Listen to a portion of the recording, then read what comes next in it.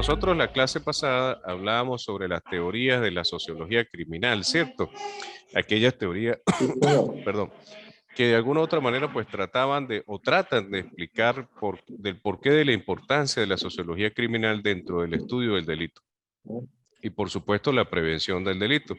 Evidentemente, la sociología criminal enfocada desde un punto o como apoyo más bien de la criminología, lo que pretende es abordar que las políticas del Estado, las políticas del gobierno, pues vayan dirigidas a la prevención, pero por supuesto también al castigo del delito. En última instancia, es así el enfoque que se pretende desde la sociología criminal. Ya le había dicho a ustedes, muchachos, que la sociología criminal, perdón, tiene dos aspectos importantes o estudia dos aspectos importantes. El primero de ellos, pues tiene que ver con los factores endógenos, el por qué desde la psiquis, desde la biología del sujeto, lo lleva a cometer delitos o lo impulsa a la comisión de hechos punibles. Y también los factores Los exógenos, exógenos.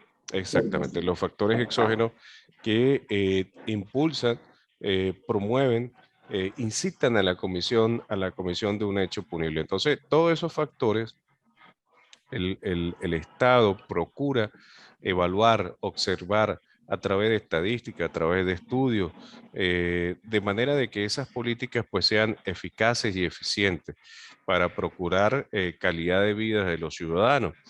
Pero eso no solamente ocurre dentro de la sociedad, sino inclusive dentro de los centros penitenciarios. En los centros penitenciarios, esas evaluaciones que se hace a los privados de libertad al momento de que se le otorgan beneficios, yo siempre he dicho que a lo mejor se quedan un poquito cortas, ¿no? No obstante, son importantes porque ese grupo multidisciplinario que existe allí para evaluar a los privados de libertad, lo que busca es, de alguna u otra manera, pues conocer realmente si tiene la capacidad física, mental, para que pueda incorporarse de manera productiva dentro de la sociedad. No es igual otorgarle libertad a un sujeto que pueda tener apoyo familiar, a aquel sujeto que inclusive en la mayoría de casos pues, va a pernoctar y hacer Sí. vida dentro del mismo Condición de lugar. riesgo. Sí, exactamente, en el mismo lugar donde se le ha otorgado libertad y eso pues evidentemente pues constituye un riesgo latente de la nueva comisión de hechos punibles. Entonces, fíjate, hoy vamos a hablar sobre la herencia, sobre la edad y sobre el sexo como aspectos endógenos que tienen que ver con la promoción y por supuesto el impulso de estos sujetos. ¿Cómo afecta la herencia? ¿Cómo afecta la edad? Y por supuesto el sexo, es decir, hombre, mujer, cómo afecta e influye en la comisión de hechos punibles. Lo primero que nosotros tenemos que ver es con el aspecto de la herencia, la transmisión de los genes en los sujetos, en los individuos que están por nacer, que puede preconstituir ciertas situaciones para que estos sujetos pues tengan mayor predisposición de otros individuos en la comisión de hechos punibles. Se han hecho estudios referente a que esa transmisión genética, si hablamos del ADN, que es el ácido desoxirribonucleico, que Sí. tiene que ver con la transmisión de los genes de los padres, tanto del papá como de la mamá. Se han hecho estudios al respecto e inclusive se ha podido determinar que un 5 o 7% de aquellos sujetos que tienen predisposición a la comisión de hechos punibles viene inclusive por una transmisión genética ese aspecto de la conformación genética del individuo. El otro aspecto que nosotros vamos a revisar es lo que llaman síndrome fetal alcohólico, que tiene también que ver con un factor endógeno y con la transmisión de alguna otra manera de ciertas sustancias que pudiera consumir o ingerir la madre en el proceso de gestación que van a influenciar en un porcentaje muy alto, diría yo, un 6% inclusive, señalan los estudios que se han revisado sobre este tema, que pudieran estos individuos o estos futuros seres a través de que su madre tenga ingesta del alcohol, sustancias estupefacientes y psicotrópicas, tenga una tendencia a la comisión de hechos punibles. Y eso es cierto. Yo estoy seguro que ustedes en el trabajo han visto, bueno, el papá consumía alcohol, el papá consumía drogas, sustancias estupefacientes, cocaína, marihuana, y de alguna u otra manera, pues se ocurre allí una modificación genética, una alteración genética que hace que ese individuo pues tenga cierta predisposición a la comisión de hecho punible. Evidentemente, pues tiene que ocurrir otros factores que desencadenan en la madurez, en la adultez o en la pubertad de este individuo para participar en hechos punibles. Pero no solamente estudios han revelado esa ingesta de alcohol, ingesta de sustancias estupefacientes y psicotrópicas que tenga que ver con la mujer, pero también el hombre. Fíjate que allí en la lámina ustedes pueden revisar que de hijos de hombres alcohólicos tienden a mostrar problemas de conducta y problemas en las destrezas intelectuales. Y tiene, en la sociedad tiene una gran importancia tratar de controlar estos individuos porque va a producir que tengamos una sociedad con problemas. Si nosotros revisamos los sitios populares o lugares populares, nosotros vemos cuando hay una mayor ingesta de alcohol, pues se crea un desorden social allí y que va a desencadenar en la comisión de hechos punibles. Principalmente hablamos de la violencia intrafamiliar. Ese es uno de los delitos que mayor ocurre con este caso. Bien, eh, hay otro aspecto importante, pero tiene que ver con las lesiones. Eh, han habido estudios, de hecho, en los años 1910, 1905, como vamos a revisar ahorita, un sujeto recibió una lesión en la parte frontal y eso ocasionó en ese individuo modificaciones en su conducta.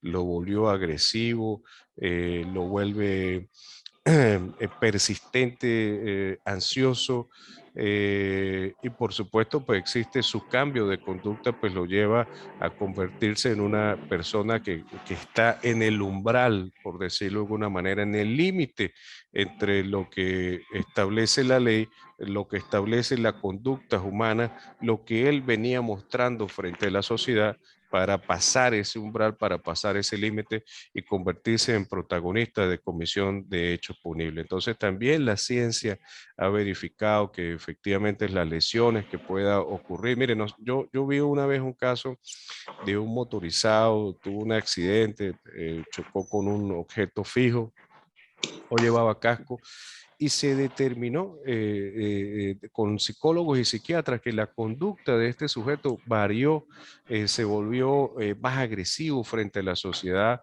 Inicialmente se decía que, bueno, que se sentía frustrado porque no obtuvo el resarcimiento del daño o no tuvo el apoyo más bien de los organismos, hablamos del sistema hospitalario, no tuvo el apoyo correcto pues, para poder sanar sus heridas, pero fíjate que luego de que se hicieron los estudios allí en ese individuo se demostró que verdaderamente su conducta por esa lesión en la parte frontal, pues llevó a este individuo, a este sujeto, a participar en hechos punibles. Y el ejemplo que le quería comentar se llama Phineas Gates. Este individuo fue analizado por un doctor de nombre John Marlin y este ocurrió un accidente laboral. Aquí le atravesó una estructura de hierro, un metal que llevó prácticamente a romperle el cráneo, la parte frontal de la cabeza. Y allí se observó que luego de ese accidente, que luego de su recuperación, allí había cambiado completamente la conducta de este sujeto. Entonces, evidentemente, pues ya se sabe que ese tipo de lesiones, que ese tipo de situaciones puede cambiar al individuo y ponerlo en ese umbral que le hacía referencia ahorita, frente a las conductas normales, frente a las conductas aceptadas dentro de la sociedad, dentro del ordenamiento jurídico, para pasar ese límite y convertirse en un protagonista de hechos punibles. Entonces, fíjate, estos estudios, estas investigaciones permiten que las políticas de gobierno, que las políticas de Estado, pues vayan dirigidos principalmente a procurar que estos sujetos que han sido evaluados, que se ha determinado que efectivamente su conducta ha variado por estos accidentes, mejore la política de Estado para tratar de controlar que participen en hechos punibles. Allí yo les muestro, esto fue un tema que yo investigué sobre estos factores, no es mi trabajo de investigación, sino les comento a los fines de que puedan ustedes comprender cómo las lesiones también puede ser un factor predisponente en la comisión de un hecho punible. Y para ustedes, los futuros criminólogos, pues deben abordar todos esos aspectos. Cuando usted realiza una entrevista con un sujeto que ha ha participado en la comisión de un hecho punible, no va a detenerse solamente en cómo cometió el delito para ubicar allí los elementos probatorios que le puedan servir para llevar a condenar a este individuo, por lo menos la recolección del arma de fuego, dónde la tiene ubicada, ese tipo de interrogatorio, ¿no? Sino indagar un poco más cuál ha sido su descendencia, su casa, su hogar, quiénes fueron sus padres, qué tipo de accidentes pudo haber tenido. Y eso va a permitir al criminólogo, recuerden que la criminología de alguna otra manera lo que pretende es ubicar las razones por las cuales llevaron al sujeto a la comisión de un hecho punible. Bien, ¿alguna pregunta hasta ahora, muchachos? No, no, profe. Bien, Bien. bien. Otro de los factores que también se estudia en la sociología criminal tiene que ver con los trastornos hormonales. Saben ustedes, la hormona masculina, la testosterona, inclusive hay individuos, hay sujetos que son tratados desde el punto de vista de la medicina a los fines de controlar ese exceso de esta hormona que lo lleva a convertirse en un sujeto, en un individuo violento. Cuando nosotros veamos la diferencia en la participación de las mujeres y los hombres en la comisión de un hecho punible, sabemos que estadísticamente hablando, el hombre pues evidentemente tiene un alto porcentaje en la comisión de un hecho punible a diferencia de la mujer.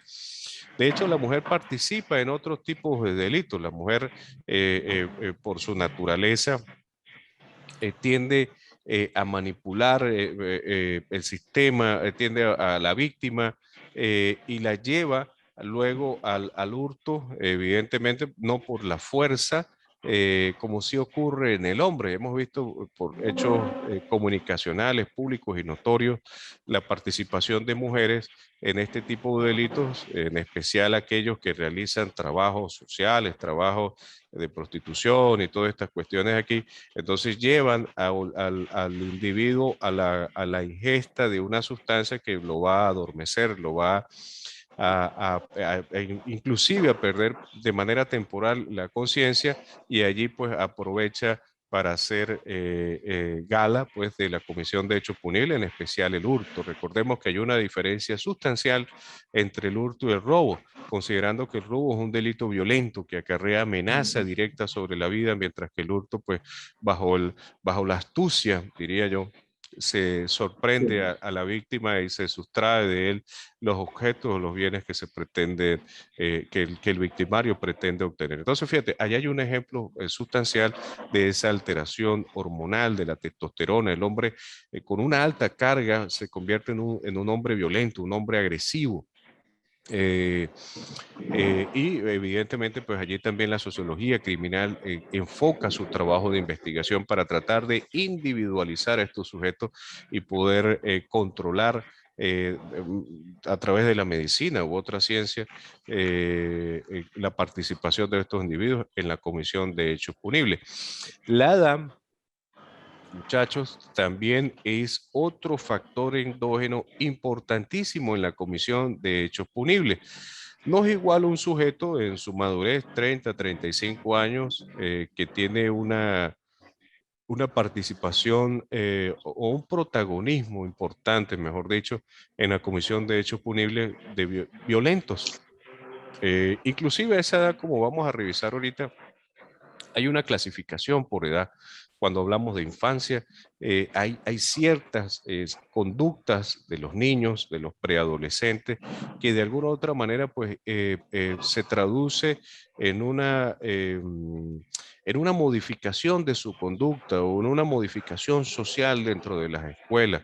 Evidentemente, pues esto es provocado por factores externos, a menos que se evalúe a ese niño, a ese adolescente, y se conozca que tenga una alteración genética que le impulse la comisión de hechos impunibles. Pero nosotros sabemos que en la preadolescencia, en la adolescencia y en los niños, pues también existe el consumo de sustancias estupefacientes y psicotrópicas. No llega a las manos de ellos porque lo han elaborado, sino porque existen otros individuos que de alguna otra manera distribuyen, venden este tipo de sustancias. La pubertad, hay una crisis sexual allí en estos muchachos, la juventud, la inestabilidad emocional los lleva a experimentar ciertos aspectos y en especial allí encontramos el uso de alcohol, sustancias estupefacientes y psicotrópicas y delitos importantes como los actos lascivos y el abuso. La violencia sexual ocurre mucho cuando hay una ingesta de alcohol dentro de los jóvenes. La adultez y el vigor mental y físico que ocurre allí, pues lo lleva a la comisión de otro tipo de delitos como el robo, el secuestro, donde se utiliza la fuerza. Por ejemplo, en los robos, recuerdo ustedes en los años 90, los robos que se hacía a los bancos, la estadística de robos en los bancos y a los camiones blindados, había un porcentaje alto en Venezuela, uno o dos de estos tipos de robos ocurrían mensual. Y allí, pues, evidentemente participaban, pues, personas en adultez. La madurez, hay una, al igual que la senilidad, aquí hay una modificación en la participación de estos sujetos en la comisión de hechos punibles. Sobre todo en la senilidad, los lleva a la comisión de delitos principalmente sobre los adolescentes, sobre los jóvenes, como los actos lascivos. Nosotros vemos lamentablemente cómo ciertas personas de 60, 65 años, 70 años se ven comprometidas en la comisión de hechos punibles relacionados con estas características, abusos sexuales a niños, la pedofilia, los actos lascivos. Ahorita hay una modificación de la ley de violencia contra la mujer que entró en Venezuela el 22 de diciembre del año pasado y establece penas bastante altas para la comisión, en especial de los actos lascivos, supera inclusive los 6 años, anteriormente no, perdón, los 10 años, supera los 10 años en la comisión de estos hechos punibles, violencia sexual sería de 15 a 25 años, pero ha habido una modificación para tratar de controlar desde el punto de vista penal, desde el punto de vista de la intimidación de la pena en los individuos. Usted sabe que uno de los aspectos de la ley de carácter penal es causar ese efecto intimidatorio, ¿no? Ese efecto en el sujeto activo del delito, en el agresor, en el victimario, que si usted ocurre en la comisión de un hecho punible, pues va a recibir un castigo que pudiera trascender inclusive el periodo de vida. Si hablamos de un hombre de 60 años, donde la estadística en Venezuela, la expectativa de vida ronda entre los 70, 75, 80 años, entonces pues allí pareciera entonces si resultara condenado que pudiera terminar sus años allí privado de libertad. Entonces eso es lo que quería comentarle muchachos con respecto a la edad. Hay una predisposición, como lo dice la lámina, en los sujetos alrededor de los 30, 40 años ya estos individuos participan más bien en un liderazgo en esas estructuras delincuenciales, ¿no? Y utilizan a los adolescentes, los menores de edad, menores de 18 años, y los jóvenes mayores de 18 años, comprendido entre los 18 y 25 años, vienen siendo como sus miembros de ese clan, de esa organización, e inclusive hay un escalafón, tienen de manera organizada quién es el líder, quién es el cabecilla de esa organización. Entonces, pasando la pubertad, en las edades comprendidas de 10 a 15 años, nosotros vemos que aquí ocurre un aspecto que un criminólogo refería aquella falta de conciencia de los jóvenes en la comisión de un hecho punible que resulta una característica vulnerable y que puede trascender en un alto peligro en la comisión de un hecho punible. Llama a este criminólogo los cocosecos. Fermín Mármol León hablaba, no sé si ustedes han escuchado de William los cocosecos, ¿cierto? Sí, Los cocosecos. Bueno, Pensé, profesor, que era un término coloquial que uno, no, inclusive uno también lo utiliza, pero no. no sabía de dónde venía la Bueno, palabra. Fermín Marmoleón hablaba de este término de los cocos secos porque ocurría allí una situación inestable en el joven por no medir las consecuencias. Nosotros veíamos en la clase anterior, como vamos a ver más adelante, el sistema límbico. La estructura cerebral del ser humano tiene ciertas glándulas y produce ciertas hormonas allí que permiten o tienen cierto control del individuo en la comisión de un hecho punible, empezando por la agresión a los mismos hijos, empezando por la agresión a quien es su concubina, su esposa, y de allí dentro de la sociedad. Entonces, todos los individuos, de alguna otra manera, todos los individuos, de alguna otra manera, no, todos los individuos tenemos esa estructura, pero de alguna otra forma tiene una gran influencia en su desarrollo de manera normal por cómo ha evolucionado ese individuo dentro del grupo familiar. Entonces, nosotros hablamos de estos individuos de 10, 15, 20 años y nosotros observamos que en el momento de la ejecución de un robo, de un teléfono, no dudan en algunos casos en accionar un arma de fuego y sesgar la vida de la víctima, ¿cierto? Eh, entonces, Sí, pues señor. verdaderamente, pues eso debe realizarse un enfoque para tratar de disminuir esa carga criminal que ocurre en estos individuos a esta edad. Ya en la juventud, de 15 a 30 años, fíjate que aquí ya eh, ocurre algo que viene con el desarrollo fisiológico, fisionómico del sujeto y tiene que ver con la integridad física, los robos, los atracos y los secuestros, como lo comentaba hace un momento, o la estructura corporal del individuo, ¿no? Inclusive pueden utilizar la fuerza, ¿no? La fuerza física, dominar a la víctima, si se trata de una mujer, en los robos, a lo que llamamos arrebatones, sustraerle de manera rápida la cartera, el bolso, pues de inmediato se traduce allí imprime un aspecto de velocidad al salir corriendo que hace imposible de que ese individuo pues sea capturado.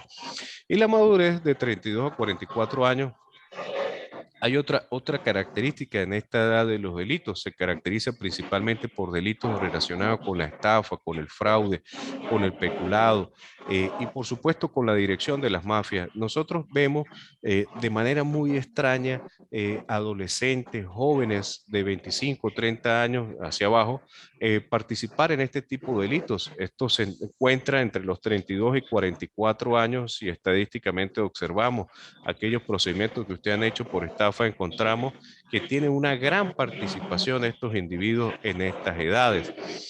¿Por qué? Porque ya su experiencia de vida ha despertado en él ciertas habilidades que de alguna otra manera pues las desarrolla, las perfecciona y busca pues concretar la comisión de hechos punibles. Nosotros vemos mucho en la actualidad y yo lo veo con mucha preocupación, la migración de venezolanos, pero que se ha producido aquí la venta de vehículos y de inmuebles a través de poderes, a través de documentos de estas características que luego de una investigación se determina que el propietario de ese vehículo o de ese inmueble nunca dejó un poder y se induce al engaño bajo esa maquinación a la víctima para estafarle. No sé si ustedes en su procedimiento pues han revisado o han encontrado este tipo de delitos relacionados con la estafa inmobiliaria, con la estafa de vehículos. Entonces, pues verdaderamente es un tema que hay que controlar también. Hay que revisar allí para tratar de evitar que proliferen este tipo de delitos y se cause un daño patrimonial a los individuos. La senilidad, como lo dijimos ahorita, es otro factor que tiene que ver con la edad ya de los individuos, los sujetos con edades superiores a los 65, 70 años, pues ellos se ven muy directos en participar en la comisión de hechos punibles como el exhibicionismo, la pedofilia, sobre todo con menores, ¿no? El abuso sexual hacia menores, lamentándolo mucho, pues existe una gran participación de estos individuos en la comisión de hechos punibles. Y el alcohol, ya pasando a los factores exógenos, pues evidentemente aquí causa un gran impulso dentro de la comisión de hechos punibles. Sabemos nosotros que aquellos individuos que tengan ingestas de alcohol, pues existe un relajamiento, por decirlo de alguna manera, de los frenos inhibitorios.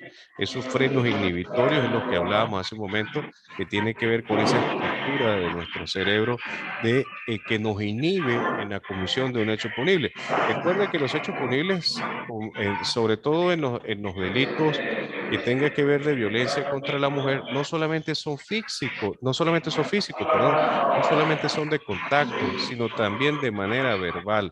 Cuando ocurren amenazas, eso constituye un delito de violencia de género. Entonces, fíjate, nosotros en los delitos relacionados con las ingestas de alcohol observamos mucho los casos cuando el individuo luego de compartir una tarde social, una noche con sus amigos, llega tomado a la casa y entonces se genera allí una discusión que no trasciende en lo violento, pero sí hay un daño psicológico que se produce por los reproches, las retóricas que salen allí en ese momento de la discusión, pero inclusive dentro de ese formato, dentro de esa forma de la ingesta de alcohol, también nosotros encontramos delitos como las lesiones, las riñas, que en la ausencia, ojo con esto, mire, que en la ausencia del alcohol, estoy seguro que esos delitos no se hubiesen cometido. Los accidentes de tránsito, también hay un factor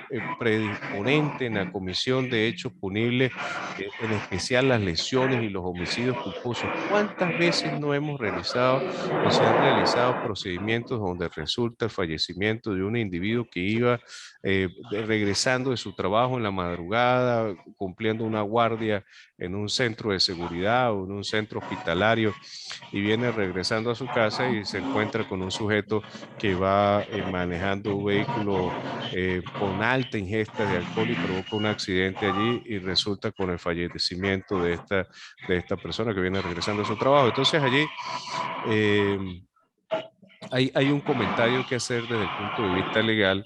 En Venezuela no existe en el Código Penal, ojo con esto, en Venezuela no existe en el Código Penal el delito de homicidio por ingesta de alcohol. Allá aparece el homicidio culposo. El homicidio culposo no tiene una pena de 5 años. ¿Y cuándo nos encontramos en un homicidio culposo? Bueno, cuando por negligencia, imprudencia, inobservancia, impericia del infractor, del victimario, pues lo lleva a la comisión de un hecho punible. No obstante, y a pesar de que en el Código Penal no se establece el homicidio intencional por ingesta, derivado de la ingesta de alcohol o de otra sustancia, hay una sentencia de la Sala de Casación Penal. Vamos a esperar allí que William retorne.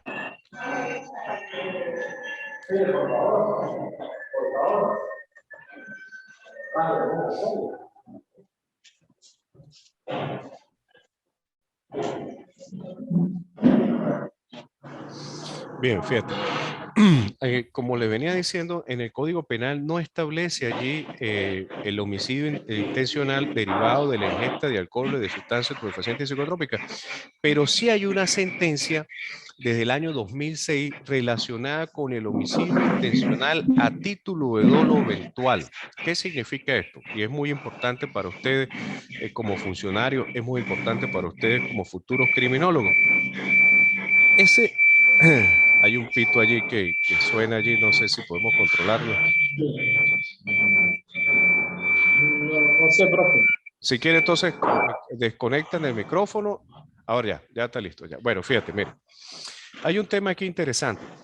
La ley, el Código Penal, y con esto terminamos la clase, pero el Código Penal, les repito, no establece el homicidio intencional por ingestas de alcohol o sustancias o cualquiera sustancias que afecten, relajen el sistema o los frenos inhibitorios.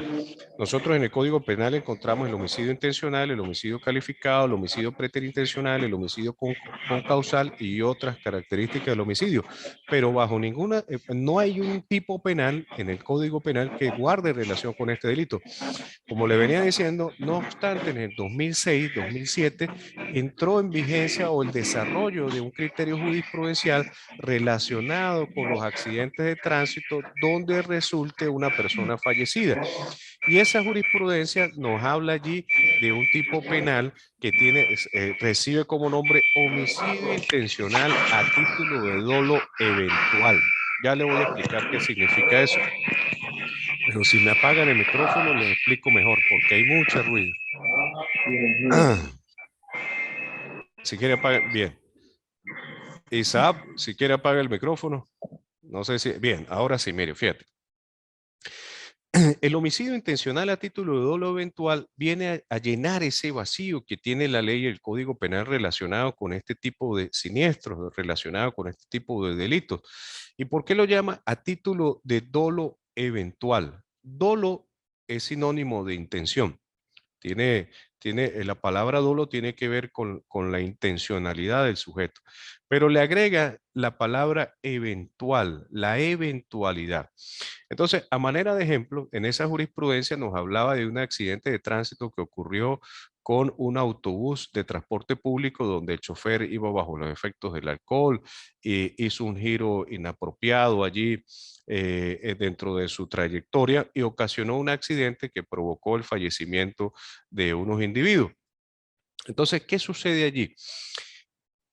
El sujeto resulta comprometido con su accionar.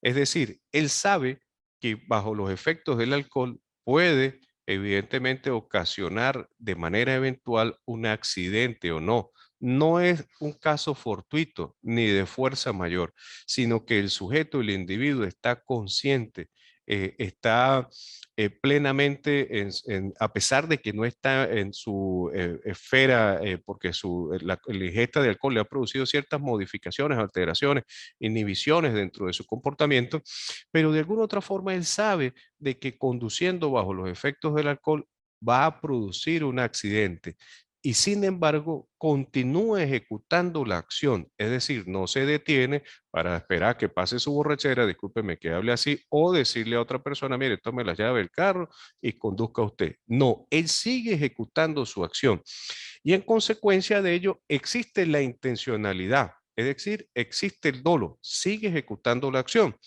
pero de manera eventual, porque es una situación a futuro e incierta, puede ocasionar un accidente de tránsito donde comprometa la vida de otra persona.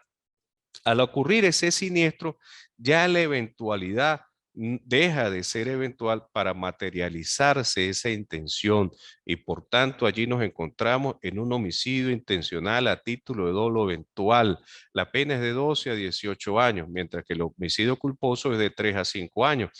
Y un aspecto importante allí, muchachos, es que ese homicidio intencional a título de dolo eventual inclusive se compara con el accionar de manera intencional de un individuo sobre otra persona que acciona un arma de fuego y le quita la vida. Entonces allí hay que, William y Saab, establecer desde ahorita ustedes como futuros criminólogos que en un accidente de tránsito, muchachos, donde resulten comprometida la vida de otras personas, cuando se demuestra que efectivamente ese individuo está bajo los efectos del alcohol, pues va a tener una responsabilidad tremenda desde el punto de vista penal sobre, sobre allí el siniestro que ha ocurrido, a menos que se demuestre en la investigación, bueno, que ocurrió un desperfecto mecánico, se partió la tijera del vehículo, hizo que perdiera el control, bueno, ya esos otros aspectos en la investigación, pero si existe solamente el abordaje del canal contrario, que invade el canal contrario, porque perdió la conciencia, se quedó dormido, porque iba bajo los efectos del alcohol y ocasiona ese siniestro, pues verdaderamente hay una responsabilidad tremenda. De hecho, en diciembre hubo fue un hecho público, notorio y comunicacional también, desde la Fiscalía General de la República a establecer severas sanciones, severos castigos a aquellas personas que conduzcan bajo los efectos del alcohol y ocasionen este tipo de lesiones, este tipo de accidentes, cosas que estoy de acuerdo, porque verdaderamente nos encontramos que personas irresponsables, porque no hay otra manera de llamarla, que bajo los efectos del alcohol ocasionan accidentes de tránsito. Allí simplemente cuando hablamos del homicidio culposo, pues duraban presos un mes, 6 meses y no sucedía más nada. Pero aquí sí hay una responsabilidad tremenda y creo yo que debe, desde el punto de vista de los funcionarios y nosotros los operadores de justicia, pues realizar de manera ejemplizante castigos sobre este tipo de situaciones. No sé si tienen una pregunta, muchachos, hasta este momento. William, Isaac, si quiere abren el micrófono. ¿No? Todo claro, profe, todo claro. Todo claro. Bueno, fíjate, ¿sabían Sí, todo ustedes claro. de esta diferencia? Les pregunto, si conocían esta No, diferencia entre el homicidio culposo y el homicidio a título dolo eventual. Bueno, es muy importante que ustedes como futuros No, criminólogos y máximo ustedes como funcionarios conozcan que existe una gran responsabilidad desde el punto de vista penal en aquellos accidentes que se ocasionan bajo la ingesta del alcohol, de manera de que ustedes no se les sorprenda en su buena fe de que el individuo, bueno, mire, se encontraba tomado, no fue culpa de él, en el momento, en el calor del accidente, él pretenda zafarse allí de su responsabilidad. Bien, perfecto. Bueno, muchachos, sí, vamos a profe, dar la profe, quería, clase. Dígame, Isaac, te escucho.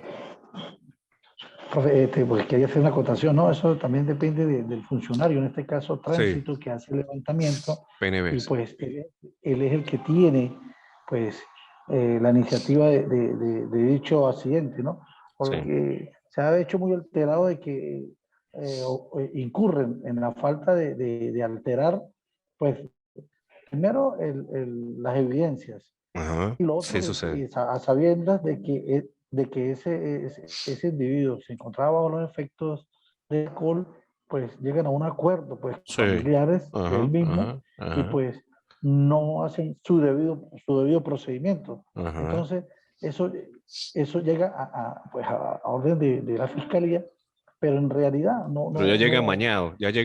no sé, exacto, llega mañana. Entonces, eso siempre ha ocurrido debiendo.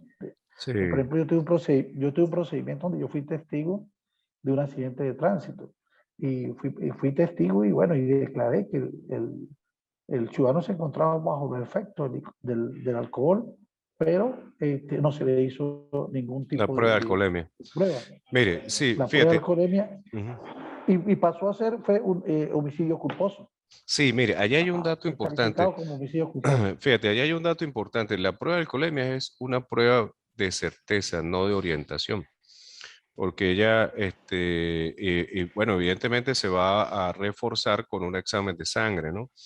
Un examen hematológico, pero la prueba o el testimonio de, valga la redundancia, la declaración de los testigos presenciales, pues no es suficiente, porque puede ser, mire esta situación, puede ser que usted lo vio descender todo tembleque, con las articulaciones no, de manera no normal,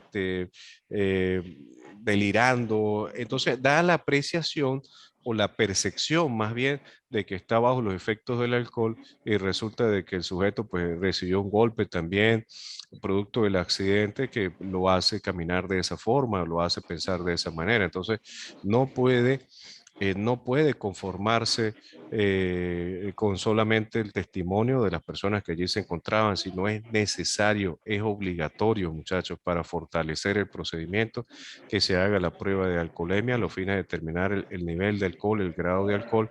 Y hay unos estándares, hay una tabla respecto a eso de 1 grado, 2 grados, 0,5 grados, y en qué punto puede ya perder la conciencia del sujeto, y eso pues lo hacen los médicos, el médico forense, especialista en ese tema, ¿no? El examen de laboratorio.